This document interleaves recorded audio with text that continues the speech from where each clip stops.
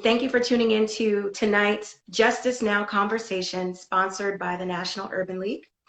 I'm your host, Jerica Richardson, and I serve as the Senior Vice President for Equitable Justice and Strategic Initiatives at the League. And so this Black History Month, we are really focused on preserving our truth as a community. And so today we're here to talk about the legacy of Trayvon Martin and Ahmaud Arbery, both who we really are remembering this month and really lifting up the anniversary of their tragic deaths. Both young men deserve to be alive today. And we as a community wish they were with us. And we really want to talk about the legacy that they've left. And I also want to talk about the danger posed to our community, the Black community, Brown community, and others by stand your ground laws and vigilantism that we see happening in this country. We've seen it over generations. I mean, we saw it with Emmett Till. So that's what we're going to focus on today. And I have joining me two incredible brothers in their own right. I have attorney Ben Crump, who has been really doing so much and really has been on the front lines of this work for our community. And I have my colleague in the Urban League movement, Ray Shackelford. Ray was actually the most recent past president of the National Urban League Young Professionals. Attorney Crump, Ray, thank you so much for joining us. Thank you for having us. And Ray, you tell your father, my frat brother, I said hello. Yes, sir. Will do. So I think let's start out and just take a step back. If we looked at February 2022, we're really looking at the 10-year anniversary of Trayvon's death. And actually, we just, his birthday was celebrated earlier this month. And then when we're looking at Ahmaud, we're looking at 2 years since his tragic death.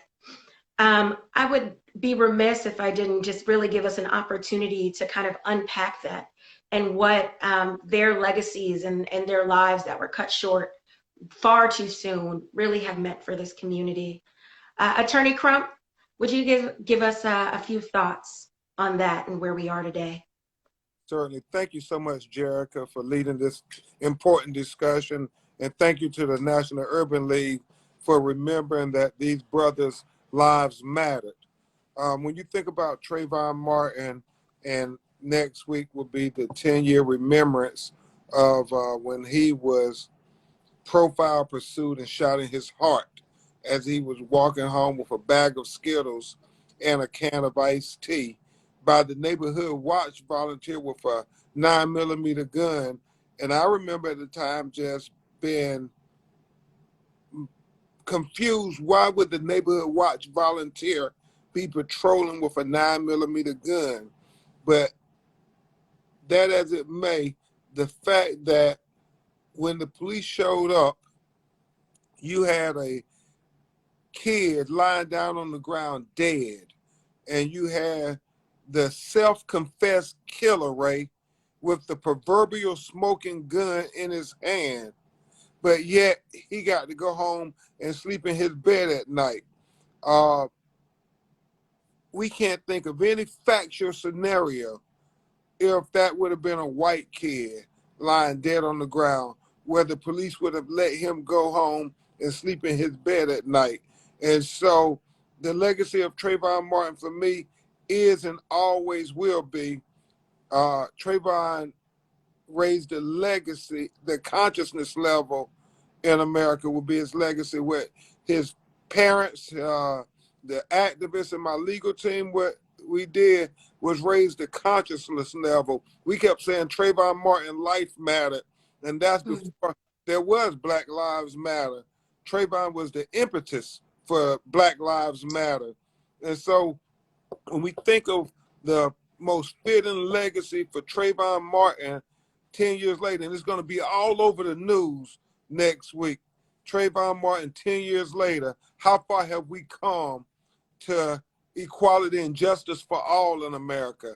They're going to keep asking that question. How far have we come in America's pursuit of racial? And I believe in many ways it's Trayvon who helped us get the officer Derek Chauvin found guilty in killing George Floyd with his knee on his neck for 9 minutes and 29 seconds. In many ways, the conviction of Officer Kim Potter, the white policewoman who claimed she pulled her taser but pulled her gun and shot Dante Wright in his heart. And she'll be sentenced on Friday in Minneapolis, by the way. And especially in Ahmaud Arbery, when you think about those 11 white people and that one black person on that jury in the deep South in Brunswick, Georgia, coming back and rendering a verdict of guilty, guilty, guilty for the lynch mob who lynched this young man, this young black man in 2020, not in 1940, not in 1950, but in 2020, lynched, jogging while black. Well, all of those verdicts are part of Trayvon Martin's legacy. Because when you think about it, 20 years ago, 30 years ago, not only were nobody being convicted when they killed black people unjustly, police especially, but there certainly wasn't any civil ramifications that police officers were worried about. Literally right up until George Floyd and Breonna Taylor, the going price, Jericho, of killing an unarmed African American in America was about $1 to $3 million. That was the range.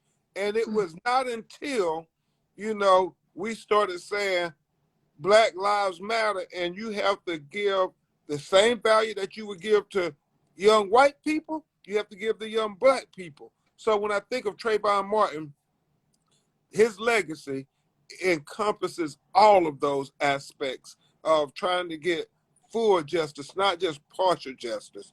And so he will forever, to me, be our generation's Emmett Till. Absolutely. I mean, you said so much there. I mean, he really was an impetus of this awakening that started to happen in our country. I think a change in not only Black Lives Matter, but starting to see Black people as human beings. And we know that has not been the history in this country at all, really, since its founding and its beginning. I remember where I was. I remember being a young woman close to Trayvon's age, the age he would be right now, and the age that Ahmaud would be right now, 27. Ray, I would just want to turn this over to you and give you a moment to kind of reflect on the legacy and what it has meant for you as a Black man here in America. Well, no, thank you for that, Jerica. And definitely, I'd be remiss if I did not, show some love to the young professionals that may be out there. We have those individuals who actually, you and I were texting about this earlier, both Ahmaud and Trayvon would actually be members of the young professionals if they were still alive today.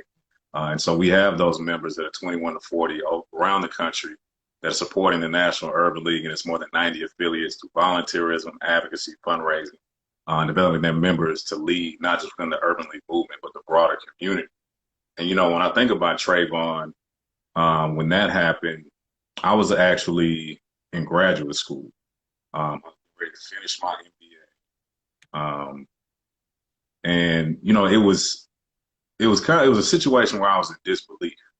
The fact that a young brother, 17 years old at the time, was actually killed at the hands of vigilante, partially because he was wearing a hoodie. And, that's why I have this on today, in respect to Trayvon, because it was just definitely something that really shook me to my core. And I even remember when Carmelo Anthony, Chris Paul, LeBron James, a lot of those athletes took the stage to represent Trayvon and wearing hoodies, the different stances that, like you said, came out of that initial awakening. from this young brother losing his life. And I don't think we would have been able to get those convictions when you look at the McMichaels that recently killed Ahmaud Arbery without a Trayvon Martin, and obviously without the work that my frat brother, attorney Crump, and so many others are doing that have allowed us to get to this place. And even though we're now starting to get those convictions, you know, we still have so much further to go because, to his point, none of us can imagine a scenario where this would happen, where a black man is in a neighborhood watch and kills a white kid, and like he said, gets to go home, sleep in his bed, let alone not seeing consequences as a result of his actions. And so I think that, you know, the best thing we can do is to continue to press forward, to continue to fight, to make sure that we get equity in this space. Because to your point, we don't even have the ability just to exist and live. When you look at even Ahmaud Arbery, this brother was jogging. He was literally taking a run, trying to, you know, exercise. And, you know, in the era of COVID, health is so critical. And they literally took his life just because they felt like they had that right. And I know we're going to get more into, you know, the roots of vigilantism. I have a lot of thoughts on that. But those are just, you know, some of my initial thoughts based on as we approach those anniversaries, reflect on the things that we still need to accomplish to get to where we need to be. Thank you, Ray. Attorney Crump, let's talk about Stand Your Ground.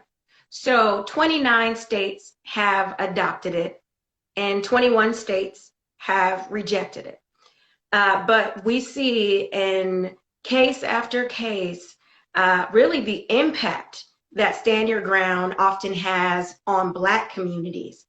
In Florida, my team gave me the number, the Stand Your Ground laws associated with a 32% increase in firearm homicide. I mean, that data is staggering. And then Stand Your Ground laws are connected with 150 additional gun deaths each month in the US, including up to 7% more deaths in suburban communities and 8% more in urban communities in states that have actually adopted these laws.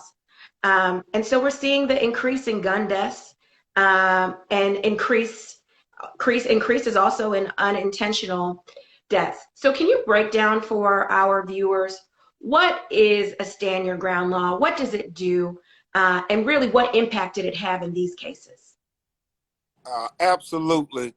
You know, the first thing I will say is that elections have consequences, and we have to all understand that.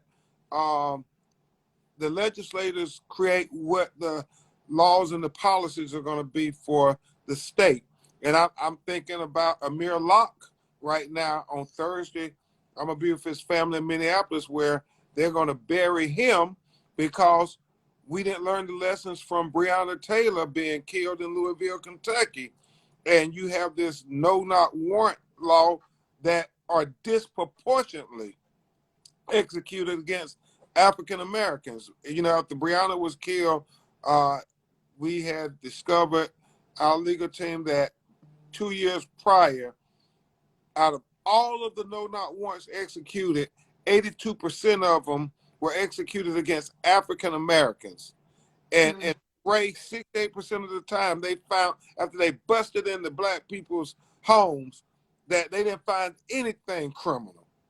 And so it's these policies, these laws that encourage police and non-police to do the most, as the young people say. Don't ever do the least, do the most when it comes to Black people. And that's what I think Stand Your Ground is, first and foremost. I'm always clear when I'm on television or giving an interview, and Fatim knows this, I am unapologetic in my proclamation that Stand Your Ground is a racist, discriminatory law that encourages violence. It literally it encourages people not to try to solve their differences or their disputes with policy and intellect or conflict resolution. No, it just says, get a gun and let that solve your problem. And, oh, by the way the sentencing is being applied and whether people will be charged or not, it also says make sure when you shoot them, you kill them, because then your stand your ground argument has a much better chance of success if there's nobody there to argue, a la Trayvon, to say what happened from his perspective. So all you have is the killer's perspective in most instances, the white person who killed the person of color saying, you know, he was attacking me. I felt threatened, because, you know, that's what stand your ground really suggests. It could be a subjective fear. Nothing has to be objective about it. And they can say, I felt threatened, I felt fear. And so that's what stand your ground is, this law that encourages people to not even be vigilantes, because in most instances, there's nothing that the person of color are doing to them, but yet it continues to be proliferated throughout state legislators saying, we're going to pass stand your ground because we want people to be able to have a gun and we want you to be able to use it. So that's why it's pushed so hard by the NRA. Do you all know at one point they had stand your ground insurance that said if you use your gun and kill somebody, you can have insurance that you can have your legal defense up to $2 million already paid for in anticipation. And that's the insanity associated with this stand your ground law. And the fact that, you know, many people didn't know about stand your ground until Trayvon Martin happened. But I remember learning about it from Isaac Singletary, a case in Jacksonville, Florida, after Governor Jeb Bush had signed it into law. This old black man where police were posing as undercover police officers doing drug deals on his property. And Grandpa Isaac didn't play that. He came out with his little 22 and he told him to get the hell off his property. And it was deep because they end up not blowing their cover, but they got into a shootout with Grandpa, and then Grandpa got shot, went in the backyard. Other police units came, and they took Grandpa out, and we ended up suing them, saying, well, hold on. Y'all got to stand your ground law. Why didn't Isaac Singletary get to stand his ground? And they just glossed over that, and I knew right then that it was going to be a problem. They never intended for black people to be able to let stand your ground. This was a law that was going to be applied in a very discriminatory fashion. And so that's what we're dealing with. And the last thing I'll say before my frat brother chimes in is, you know, if you're black or brown or a person of color and you kill a white person, you can say self-defense, you can say stand your ground, you can say whatever you want to say.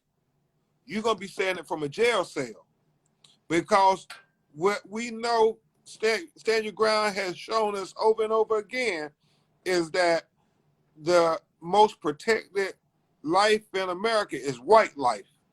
And the quickest way to get to death row in America is to be a person of color and to kill a white person.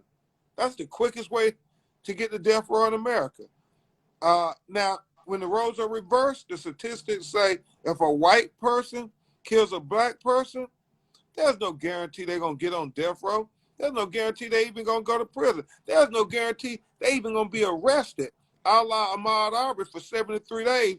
Even if there's video, all the white person got to say is stand your ground.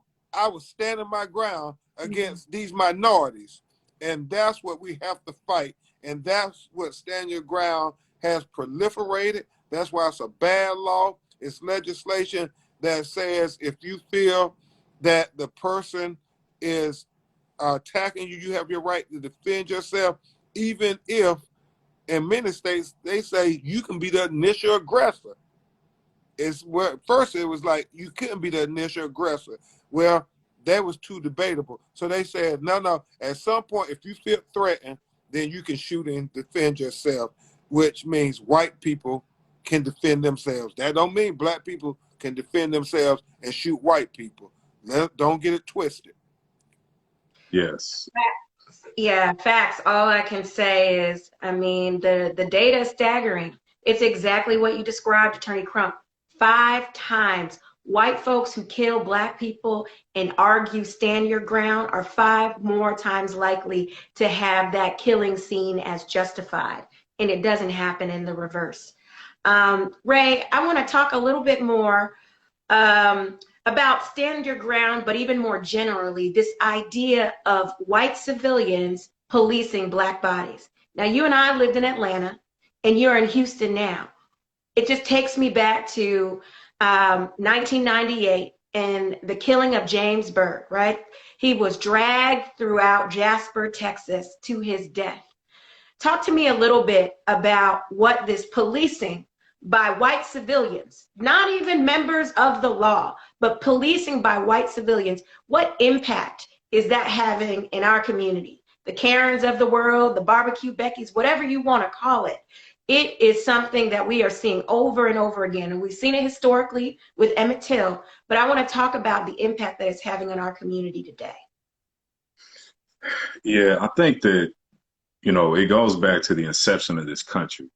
When you look at how we were or were not written into the Constitution, we were seen as 3/5 of a person and not an actual person. And that mindset still is proliferated today. We're seen as less than human or animals. And so we're seen as expendable. And even when you look at, from a law enforcement perspective, they're rooted in slave patrols. But even when you look at, like you said, these individuals who are not even law enforcement, when a slave would get free, it wasn't just law enforcement that was tracking him down. It was everyday citizens that were helping to track down slaves and taking justice into their own hands. And I think you're seeing that same mindset today when you look at these individuals like the McMichaels, like a George Zimmerman, where they feel empowered to the point as members of the white community where they can just pick up a gun and go take one of our lives and there are no consequences. They simply need to say, I was standing my ground, or I was fearful of my life. Literally, have we never heard a black man or a black person being able to use either one of these excuses? And to your point, the statistics bear that out. And so, what is the impact of that? We're constantly seeing individuals either weaponize law enforcement against black bodies, or they feel so empowered to where they know there will be no consequences. They take the actions into their own hands. And so, for us, like you said, we both went to school in Atlanta. You at Spelman, me at Morehouse, and now me being back here in Texas, my home here in Houston, actually just a block from where George Floyd actually grew up, even though I know he's not a part of the conversation today. It's something where anytime we're out, we have to make sure that, one, we're not alone, because they're not going to take our word for it. Even when we have it on video camera, I remember there was an instance, you referenced the Karens.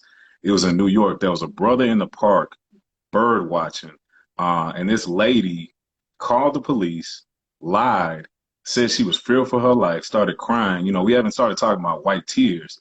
And this brother could have lost his life. Now, thankfully, he did not lose his life. He was able to get it recorded, and she ultimately lost her job.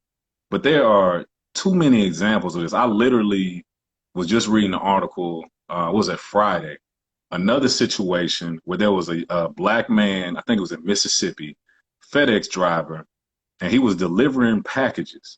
And a citizen decided to take it into their own hands because he wasn't in a FedEx truck. I think he was in a Hertz vehicle. Maybe there was something, from a logistics standpoint, they had a different vehicle. But he didn't even inquire as to why somebody was delivering packages. He just started shooting at this man. And thankfully, he was not injured. He was not harmed. A lot of the packages ended up getting hit.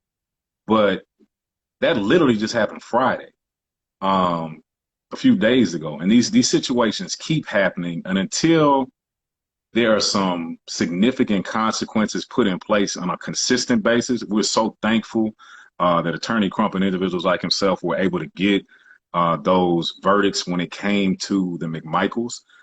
Because to be honest with you, and I think this is when you're talking about the impact, I don't think any of us expected them to actually be found guilty. My expectation was for them to go free because that's what we see time and time again. And so it's starting to impact us so much from a mental health perspective that I think in some circles you have individuals that are questioning the value of their own lives because this country has shown time and time again that it does not value ours. And we saw this even with Eminem, thankfully, a white man taking a knee, in reference to Colin Kaepernick and his struggle. But I mean, we literally could be on this live all night talking about all these different scenarios. But it's simply gone way too far and for far too long. This is a fight that was going on before there was a Ben Crump or a Ray Shackelford. And at some point, this has to stop. And well, Ray, you are right. This has been going on for far too long. And when we talk about the trauma in our community, I mean, it's imperative that we recognize it's starting to become part of our DNA. And so I am thankful for the work of Attorney Crump and so many others that have been leading the fight in this iteration of it. But many of the things that Attorney Crump is doing now, traveling and showing up for our people across the country, that's what Thurgood was doing. So we continue to see this cycle happening in our community. And I will say, I am, heartened when we could be on the ground in Minneapolis and actually heard a conviction and a positive result as it pertained to George Floyd and Derek Chauvin being convicted. Because you're right, we don't see it on the criminal side enough. And I think we've made, great strides on the civil side and some places the administrative side, but we still have further to go. And so, Attorney Crump, I just love to hear from you. What's the path forward? How do we move from Trayvon and Ahmaud into an even better day for our people? How do we change the laws in this country? How do we advocate for a more equitable and just society? Well, I think that you young people here, the Ray Shackelford Juniors of the world, are going to be the ones that save us. Jared, because I have young lawyers who work in my office who are just brilliant.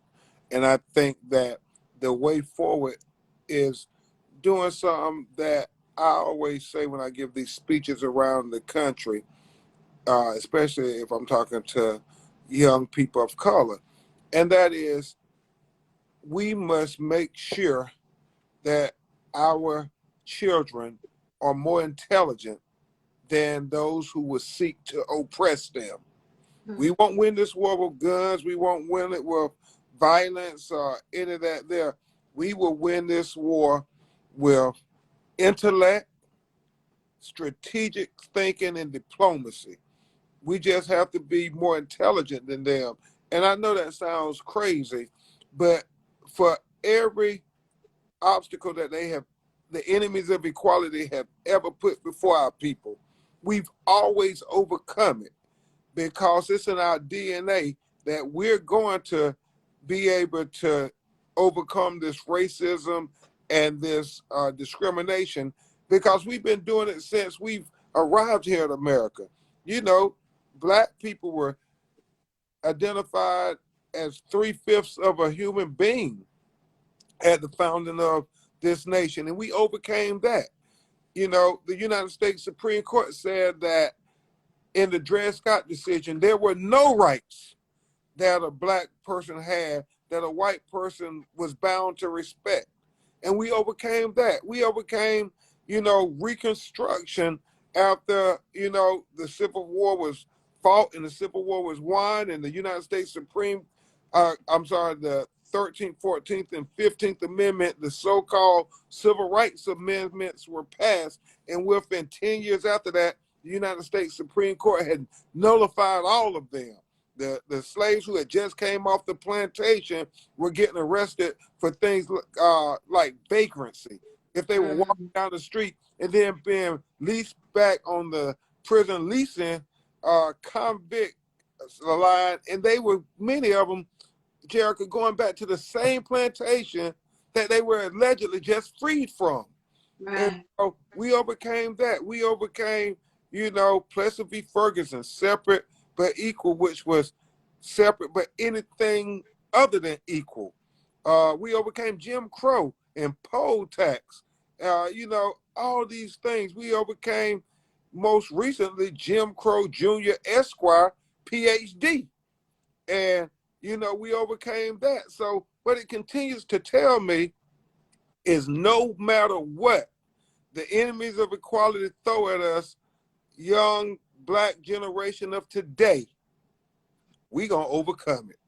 We gonna be all right.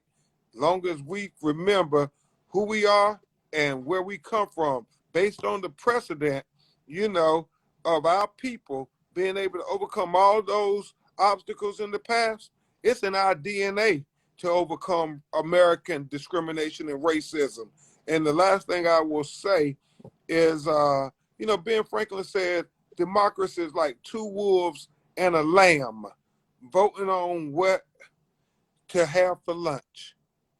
You don't have to be a rocket scientist, Ray, to know how that vote gonna go. But he said liberty. He said liberty is making sure that lamb is well armed to protest that vote. So our path forward, we got to make sure that young lambs of color are well armed to protest the school to prison pipeline. We got to make sure that young lambs of color are well armed to protest voter suppression. We have to make sure that young lambs of color are well armed to protest economic inequalities and lack of access to capital. We have to make sure that young lambs of color are well armed to protest environmental racism. We have to make sure young lambs of color are well armed to stop any kind of systematic and implicit bias that will stop us from having an equal opportunity at life and liberty and the pursuit of happiness. We just got to make sure our young lambs are well armed intellectually to take on this war. And we're going to be all right. Thank you, Attorney Crump. You just gave us a sermon right there.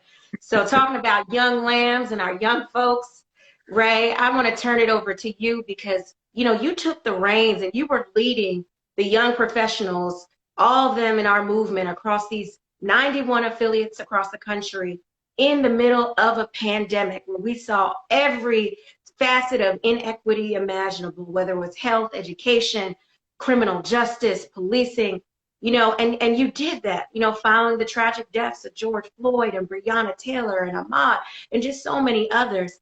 Talk to us. Pick up where Attorney Crump left off. He talked about protesting. He talked about voting.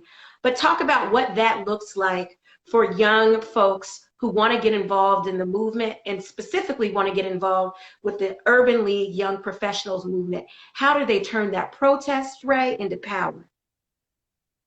Well, yes. And, Attorney Crump, he kept saying, we're going to be all right. He was making me think of Kendrick and his Super Bowl performance. And I think it comes down to everybody has to do their part. You don't have to be an Attorney Crump. You don't have to be a Jerica Richardson. You don't have to be a Ray Shackelford, but you do have to do something. And so really taking an assessment of, your personal bandwidth, how you can contribute to what's going on, how you can continue to make a difference. I think those things are extremely critical. If you're voting, yes, we need you to vote, but we need you to also hold your elected officials accountable. Are you testifying at city council? Are you, testifying at commissioner's court? Are you helping to get people deputized? Or are you protesting? And maybe protest is not your form of activism.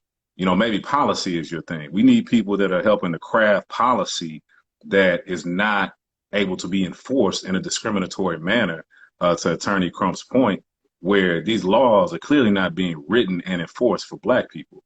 They are being written and enforced for white people and primarily the white ruling class.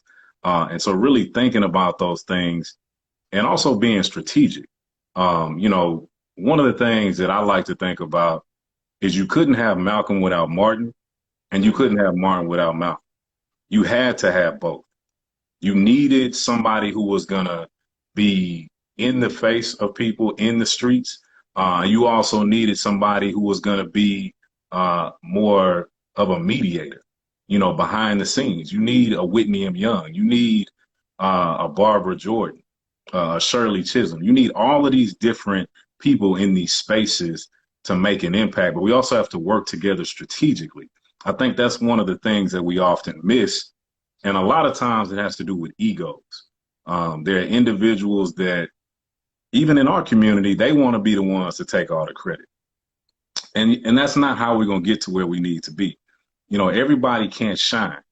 One of the things that we're starting to learn more and more about the legacy of some of our civil rights leaders, they strategically chose somebody like a Martin to be out front. But he wasn't the only one doing the work. There was a lot of Black women that were also supporting him, and there was other brothers that were making a difference as well. And so we have to be okay with being in the background sometimes. You mentioned, you know, I had my time as national president. That's not my role anymore. I have my sister, Shalonda Hollingshead. She's now the national president. And so my role is to support her to make sure she can be successful and that the movement continues to go forward. And I think if we really change our mindset and really stay focused, because there's often a lot of distractions. And I think about, you know, symbols versus substance. A lot of times what they try to give our community are these different symbols. They'll, you know, put us on a building, or they'll give us Maya Angelou on a coin or something like that. But they won't give us the George Floyd Justice and Policing Act. You know, they won't give us the John Lewis Voting Rights Act. They won't get rid of qualified immunity. And that's not to say that we still don't need the symbols, because symbols matter, but we need more substance. So you need to give us both. Our community is owed those things. We literally, our ancestors built this country. And I was even just looking at a deed from the 1950s here in Houston, Texas, that literally stated that the property can only be owned and sold to Caucasians. 1950. I was born in 86. I'm 35 years old. That wasn't that long ago. And so, yes, we've made progress. We have a long way to go. To Attorney Crump's point, we will be all right. We will continue to fight. We will make progress. But we need everybody, again, to do your part. And specific to the Urban League movement, we're actually just closing out Join Week. And so you have the ability to join the Urban League movement today. As you mentioned, we have affiliates in more than 90 cities across the country. We need everybody. You know, us on this Instagram Live, whether you watching it or whether it's up here on the stage, we can't do it ourselves. It's only, 162 of us. We need everybody. So if you know somebody between the ages of 21 to 40, direct them to the NULYP Instagram page, NULYP.org. They can reach out to me directly, figure out what city you're in so we can get you plugged into the Urban League movement. And even if the Urban League isn't for you, maybe it's the NAACP, maybe it's Black Lives Matters. But again, you need to get involved. You need to get plugged in. We need you to do something. Well, thank you, Ray, and thank you for your leadership. Two things resonated with me. You said more substance, not just symbols, and it's Join Week. And so we want folks to get involved and in the movement. So our time is coming to a close, but I would be remiss if I didn't ask Attorney Crump to close us out. If there are any final words from you, Attorney Crump? I'll simply say what my frat brother said, because he said it all about being in the arena, not just being a spectator. And I'll say this, you know, Dr. King said that the coward will ask the question, is it safe? He said expediency will ask the question, is it politically correct? He said vanity will come along and ask the question, is it popular? But then he said conscience will come along and ask the question, is it right? And he concluded that there comes a time when one must take a position that's neither popular nor politically correct or not even safe. But one must take a position because their conscience tells them it is the right thing to do. It's the right thing to do to speak up for our community. It's the right thing to do to stand up for our community. It's the right thing to do to fight for our community. Because if we don't fight for us, we can't expect nobody else to do so. So let's keep fighting the power, brothers and sisters. Fight the power. Absolutely, we will. And thank you so much for joining us. Thank you both for your service. And to all those who tuned in, please remember the time for justice is always now. Thank you and have a good night. Thank you, Jerica.